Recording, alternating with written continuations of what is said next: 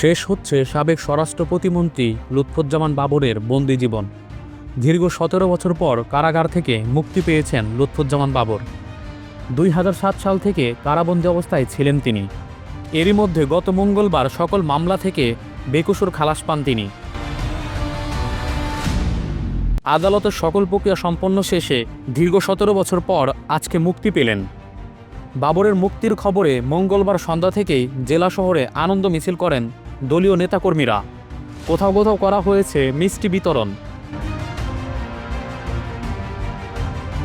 বাবরের মুক্তি নিয়ে বিভিন্ন প্রতিক্রিয়া জানিয়েছেন বিএনপির নেতাকর্মীরা।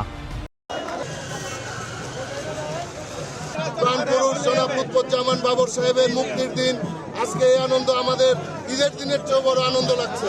মোহনগঞ্জের মাটি, বাবর ভাইয়ের ঘাঁটি।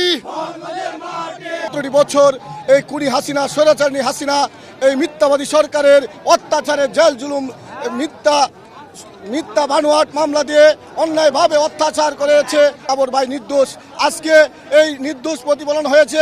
আপনারা সবাই অবগত আছেন, বিগত দিনে এই সরকার অন্যায়ভাবে অত্যাচারভাবে এই জেলটি ১৭টি বছর জেল কাটিয়েছে। জনপ্রিয় নেতা জনাব লুৎফুজ্জামান বাবর, উনি যতদিন ছিলেন ওনার চেয়ে জনপ্রিয় নেতা এখনো আমাদের এলাকায় সৃষ্টি হয় নাই, এবং প্রত্যেকটা ঘরে ঘরে প্রত্যেকটা মা বোন ওনার জন্য দোয়া করছে যাতে লুৎফুজ্জামান বাবর সাহেব নিঃশর্ত মুক্তি পায়।